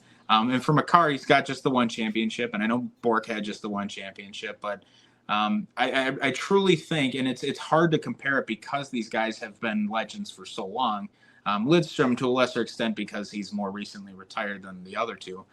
But I think we really need to start looking at, okay, is Cale Makar really one of the best defensemen of all time? Because the more I watch him, and obviously him being on a rival team, I see him play a few times a year. Plus I watch a few Avs games myself. And he's just so much better than everybody else on the ice. I really think another championship under his belt will really start to solidify him among the all-time greats. You know, when I wrote the notes out, I asked the question, is he the best defender of all time? I don't know if we're ready to have that talk yet, but just if he continues at this pace, he's only 26 years old, I think, which is mind-boggling. But if he continues at this pace throughout his career, by the time we're all said and done, it's really going to be hard to say that he's not one of the best of all time. I mean, we're looking at a guy, realistically, in my mind, who's going to finish his career as one of the top 5 defensemen to ever play this game. I don't disagree with you. I think it's a little early to have that conversation now, like you said, but I definitely give it 5 more years. I think that's going to be something everybody's talking about. I mean, the big factor is you need the guy to stay healthy. If he stays healthy, continues to produce at the rate he does, you absolutely are having this conversation. To which I would say you're having the conversation of, is he the best of all time as far as defenders go? I would say, yeah. I mean, he's just such an offensive juggernaut for being a defenseman. His speed is insane. He's not your typical defenseman. That's why he's so great. The thing is, he's first, at least barring some drastic collapse, he's going to be on the Colorado Avalanche for his whole career. I guarantee it. I don't ever see him leaving Colorado, which is good. Yeah, and he's going to be getting he's going to get a big payday. He's going to get a huge payday. But to your point of, if the Colorado Avalanche win a cup again with him, is he in the conversation? Yes, because if they do win a cup again in the near future, he's going to be a very massive part of the reason why. You don't win a cup in that organization right now without Cale Makar. It's the same thing. And you could argue that without McKinnon. You know, they haven't seen Landeskog in 3 years, obviously, but that team is still a good team, but it's not happening without Makar. It's just not. No, it's definitely not. And that's why I'm like, this guy, he's such a driving force in every single game. His impact is just unbelievable. And I mean, it's not that I'm not saying like he's underrated or anything. I mean, I just think even as much as we talk about him and his skill, I still think that it's still not quite appreciated enough, the impact he has on every single game the Avalanche play. I just think, and it's harder to notice each game because he's in the lineup every game and he's playing well, but if he misses games, that's where you'll start to see, okay, all of a sudden 25, 30 minutes a night are disappearing and being spread out among guys that aren't him. And all of a sudden you start to notice the difference in defensive quality. And I'm not saying they're useless without him, but they are unbelievably unstoppable with him. So I think it's time to start giving the guy the flowers he deserves. I mean, he receives high praise as it is, but we really need to start putting this guy in the tiers that we put Crosby, McDavid, and McKinnon into. I mean, those guys are going to be all-time greats too, but I think Makar needs to be right up there with them. I mean, truthfully, he's just that good. And it surprises me that it's not talked about even more. And I think if he played on a team that was in the East, I think he would. If he was on a Montreal or a Toronto or a New York or Washington or somebody like that, or Boston or whatever, you can pick any of those old teams out in the East. I think you would not hear this. You would never stop hearing his name. But he probably only has to play. He has to play like 3 or 4 more seasons to pass Bobby Orr for games played. And his point per game rate isn't much farther behind Bobby's. Bobby finished his career with like a 1.5 points per game, and Makar is like 1.1 points per game right now. So, I mean, it's not an unclosable gap or anything like that. But again, given the era that they're playing in now, where the goalies are much better, for Makar to be doing this, I would say it's equally as impressive. And it's not to take away anything that Bobby Orr did or Nick Lidstrom or Ray Bork or any of those guys did, or you can even talk about like an Al McInnes or someone. It's not to take away from anything any of those guys did. Makar is just this good, and I don't think it's talked about enough. I agree with you. And it's not even that he's underrated. It's just that he's not talked about enough. I think everybody truly realizes that this is a once in a generation player, and what you're watching is not the norm, but I just don't feel like it's talked about enough. Yep. So I wanted everybody to kind of chew on that a little bit before we go here and kind of think about that, and make sure you get your questions in for our next episode. We are quickly approaching the playoffs. I think we have 3 weeks left of the regular season, something like that, 2.5 weeks, whatever it is. So our playoff preview show will be quickly approaching, and as we get set to wrap up what's been another very fun season of NHL hockey. But yeah, get those questions in, kind of think about what I said here, and I want to hear some feedback from listeners. I want to hear what you guys think. I don't think anybody's going to respond and say, this guy, he's not that good, but I do want to think, is anybody else out there kind of in the same boat, like we need to start treating this guy one of the greats of all time already, or is that too soon? I think it might just be a little too soon, but it's definitely on the horizon for sure. Give me a second here because I'm counting something real quick, so just bear with me. All right. This is great radio, too. It would help if we knew what you were counting. According to my math, this is the 50th episode of the Fresh Ice Hockey Podcast. Is it really? It sure looks like. That's what I'm saying. It feels like it's been 1,000. We took the summer off. Summer too. Yeah. Okay, that's right. Well, happy 50th show anniversary or whatever. Yeah. I suppose show anniversary. Yeah, I don't. So. Yeah, all episodes, 50 episodes. That's wild. Well, we definitely appreciate it. It is fitting that we had a guest on for our 50th episode. Then, for all of you who have tuned into this show and listened to us in our insanity for the last year and some change now, we're obviously always extremely grateful that you're here each and every week with us and willing to put up with our crap on the weeks we're not here because life is thrown, various circumstances at us where we just can't record every week, even though we would like to. So, we're always very grateful to you guys for listening. We're super grateful for Xenopucks for sponsoring our show. Thanks to all the guests we've had on too. And again, thanks to Mark Mowers for coming on today. It's always great to have him on, and can't wait to have him on again. Hopefully before too long here. Obviously we want to have Bob Pizzini back on and Andrew Alberts and Ben Polacco. We want to get them on. And so we were just super fortunate to be in the spot we're in with this show. Absolutely. It's weird that it's already been 50 episodes, even though it feels like it's been a lot more. So I'm grateful every day for what this show has brought to us and things we've gotten to do because of this show. It's been fun. So here's to another 50. That's right. So we will see you guys. We should be back next week with no issues. Hopefully my internet's fully cooperating next week. We'll see what happens. But regardless, we are excited again as the season wraps up. So get those questions into us. Get a little bit of feedback, and we will talk to you guys next week.